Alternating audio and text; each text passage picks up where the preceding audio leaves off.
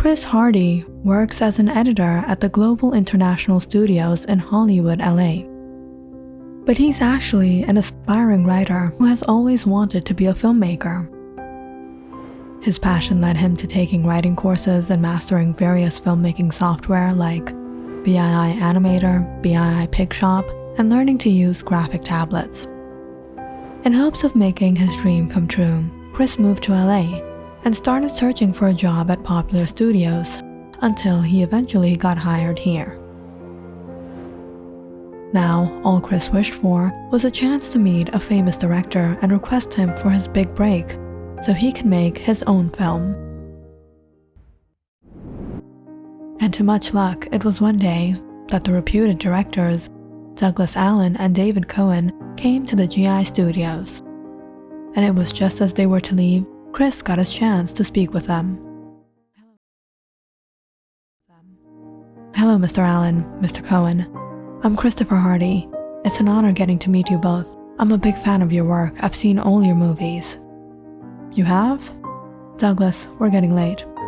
Please, if I can just have 10 minutes with you, I want to show you something. I'm a filmmaker myself. Actually, we're busy, but if you're free, you think you can show us in the car? Yeah, sure. Chris anxiously got into the car and took out his laptop, and with a deep breath, played his recent animated short film. Z-113 and Z-049 were two fugitives from planet Zarion. About 1.5 years ago, they along with 4 others came to planet Terra, hiding from the galactic police. Once they arrived, their plan was to find a suitable identity based on their expertise. Their biological anatomy was based on a silicone and organic metal, which allowed them to manipulate their forms.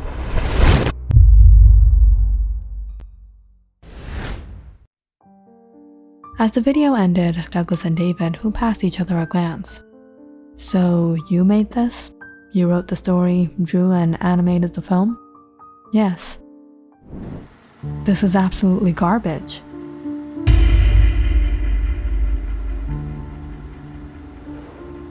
I know the drawings and the animations aren't good because I'm not a professional artist or an animator, but this is just a demo. Not just the animation, the story is nonsense. We're running out of time. You think you'll be able to go back to work from here? Getting off the car in the middle of the street, Chris felt so humiliated and disheartened. He couldn't understand where he went wrong. But to make things worse, the following day, Chris got called by his boss. We have to let you go. But what happened? Did I do anything wrong? Everything came so suddenly, Chris didn't know what to do. He spent the following days searching for another job at various other studios, interviewing at Paramounting Studios, Warner Sons, 21st Century Lion, but he was rejected every time. Eventually, when a few weeks went by, Chris became more concerned about how he was going to pay his rent and his bills. He was living in a cheap apartment with a roommate in Santa Monica and had invested much of his savings on his passion, buying electronics, equipment, and software so he could make those short films. But now, Chris had no choice but to start working an odd job. It was one of these struggling days, however, that Chris saw a poster of a new movie coming out, directed by Douglas Allen and David Cohen, and was quite curious to check it out. But that evening, as he sat in the theater watching the movie, he was shocked to realize this was his story.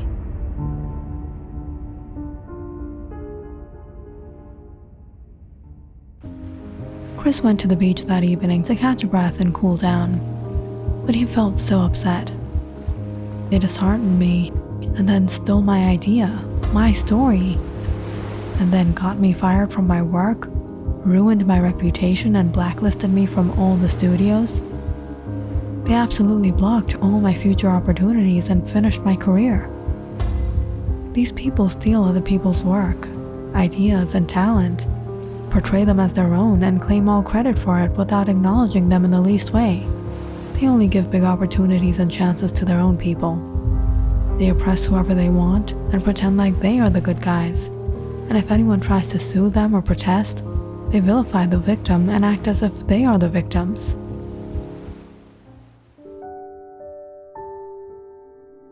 To the far end of the shore, there was a large billboard, now blank. Spending some alone time, Chris walked down the shore, noticing but one other person, before he decided to head home. The next morning, Chris's roommate Jack handed him the newspaper.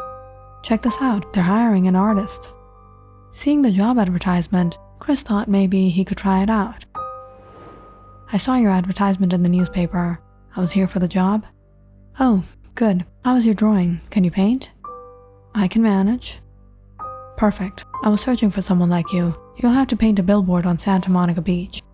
Chris stared at the template of an advertisement for an alcoholic beverage. "I'm an author. I learned how to animate. I took so many courses, and now I'm going to paint a billboard? What's next? Painting homes? But then again, if I don't do this now, I'll be on the streets. When do you want me to paint?" "The company wants it up in 3 days, so get started." So Chris got to work. The weather in Santa Monica had been moist for the past few days, and not a lot of people were visiting the beach. By the evening, Chris completed the painting. Now all he had to do was tie on the cover, have it dry overnight, and tomorrow he could take his pay.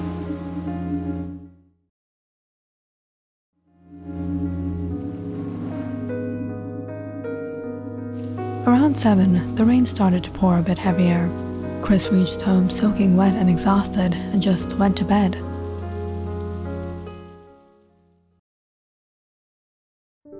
It was early the next morning that he got a call from the office.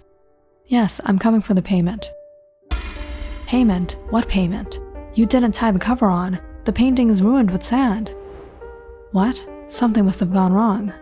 I'm not paying a single penny for this." "All right, just give me another chance. I'll fix it today."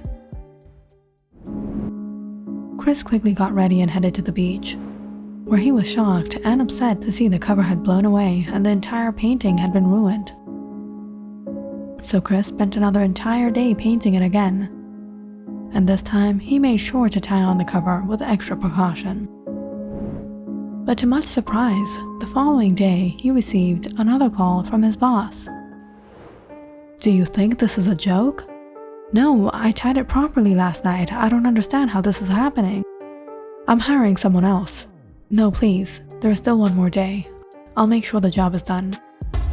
This is your last chance."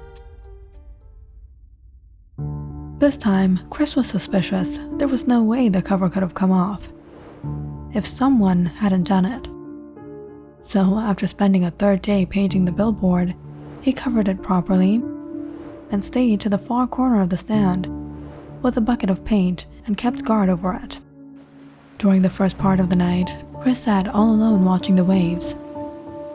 Sometime around 8, it began to drizzle, but Chris wore his hoodie and stayed put.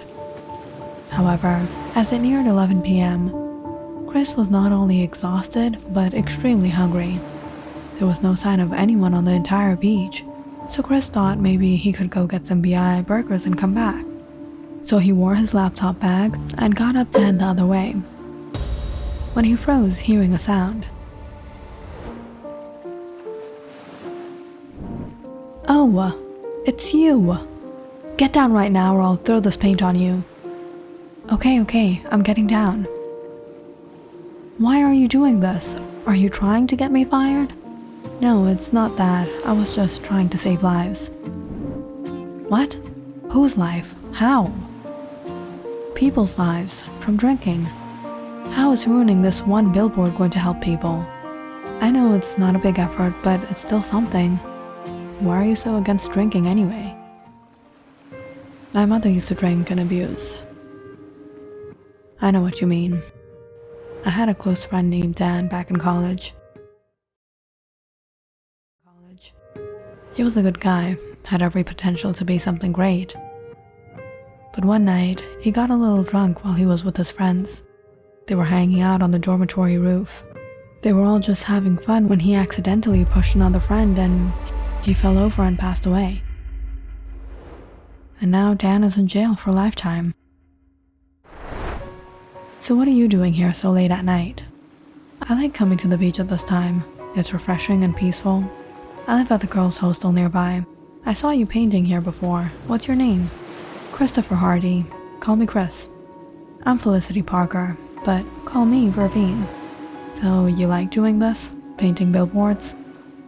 I'm actually a writer, but I always had an interest in filmmaking, so I taught myself how to draw and animate, and then I moved here and got a job at a studio, hoping I'd meet a big director, show him my work, and get my big break.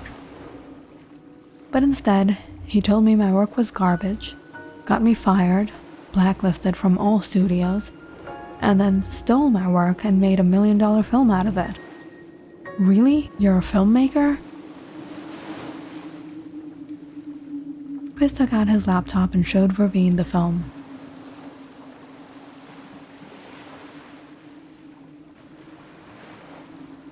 You wrote and made this? This is really good. You're very talented. Why don't you sue them? I can hardly pay my rent, and anyways, I'll never win a case against these big people. Oh, then why don't you open a BII TikTok or put these on BII book? People will love them. I tried that, but I couldn't gain popularity.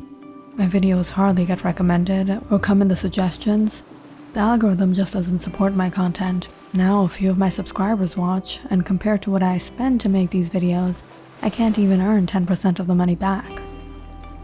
Then if you can't get famous, why don't you get infamous?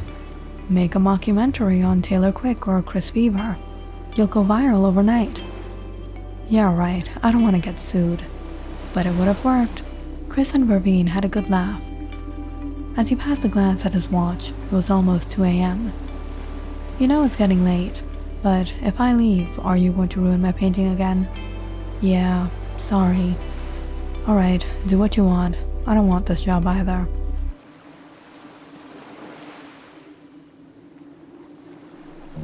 That night, Chris went home, but he just couldn't forget what Vervine had told him. So he thought he would make another film. Hey Jack, can I borrow $600? I was thinking about making a new film, but I'm running short on paying for the animation software I use.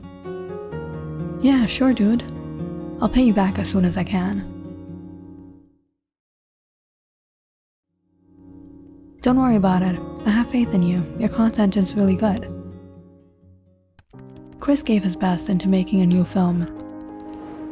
And to much luck, since he uploaded after a long time, it got some attention. Jack, here's the money. Dude, I said don't worry about it. Pay me back later. Thanks, buddy. Remembering Vervine, Chris thought he should take her out on a treat. It was her who had gave him the idea. So he bought some chocolates, got the address to the nearest hostel, and went there. Excuse me, I'm searching for Vervine. Vervine? Sorry, I don't know anyone by that name. Chris was a bit confused when no one recognized Vervine.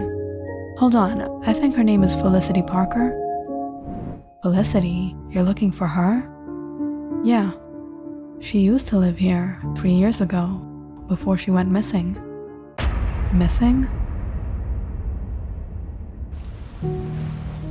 Chris walked back to the beach so confused and shocked. As the rain began to pour, Chris paced down the shore wondering, how could she be missing? He walked towards the billboard. There were still traces of the ruined painting on it. This is where they spoke.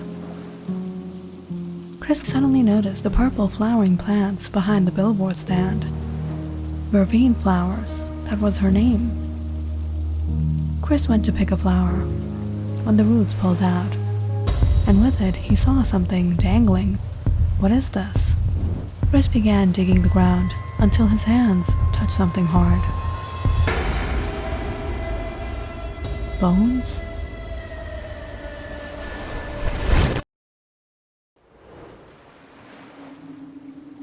Hey, look at that billboard. Isn't that the famous directors Douglas Allen and David Cohen? Breaking news! Someone has painted a portrait of the directors Douglas Allen and David Cohen on a billboard on the beach of Santa Monica. But there's a big catch. They aren't wearing any clothes. The anonymous painter has given a link to a short film that has become viral overnight. If getting famous didn't work, he could get infamous. Chris made the film about Felicity, with a drawing of a young woman that looked just like her. He wrote the story of how she was killed and buried under the flowering ravine, but he hadn't disclosed the identity of the killer. It left the audience with a thrilling message. Next week, the face will be revealed. If you like and enjoyed my video, give a like, share, and subscribe. But if you're scared, contact me in my inbox. But nearly a whole week went by, and he didn't get a message.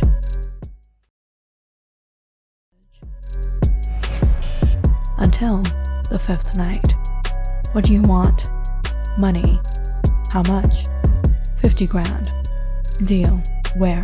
The same place. Tomorrow, midnight. The following night, Chris covered his face, took his camera to record everything, and headed to the beach. Around 11 p.m., he noticed a man arrive with a suitcase. Did you bring it? How did you know I did it? I have my ways. No, it wasn't just him. Chris suddenly heard another voice behind him before he felt a heavy hit on his head. 3 years ago, Felicity Parker had come to a party on this very beach with a few friends. Everyone was drinking and having fun. But Felicity never drinks, as she saw her mother drink and abuse, and was completely sober. That night, she met Caleb and John, and they all started talking and enjoying themselves. As the party ended, Felicity, Caleb, and John took a walk on the beach. I'm getting late. I think I should get home. Oh no, you can't go. We still didn't enjoy tonight. It was that night when the men tried to force themselves on her. Felicity tried to resist. That's when Caleb took hold of her, and John held her mouth so she wouldn't scream. But in the process, they didn't realize they suffocated her. And being drunk themselves, buried her behind the billboard stand near the ravine flowers. As Chris fell to the ground, holding his head in pain, Caleb broke the camera. Who's going to save you now? All of a sudden, a heavy gust of wind blew down the shore, and the waves began to grow tall. The men all stared in horror as the thunder roared, and along with it, a strange creaking noise echoed in the air. What is that? John, run!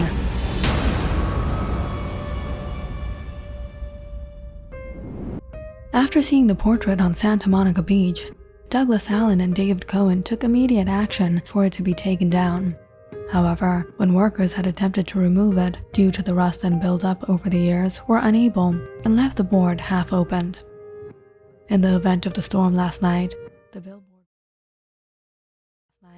the billboard broke down, taking the lives of 2 people. During the investigation, remains of another individual were found nearby the stand. Forensic reports revealed the identity of a young woman named Felicity Parker, who had gone missing 3 years ago. The young woman's family were informed, and after many years, she was finally given a decent burial.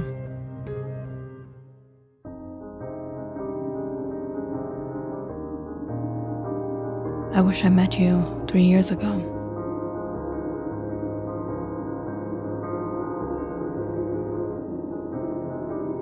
Click on the subscribe button and check out more awesome videos on our channel. And don't forget to press the bell icon because you know it's interesting.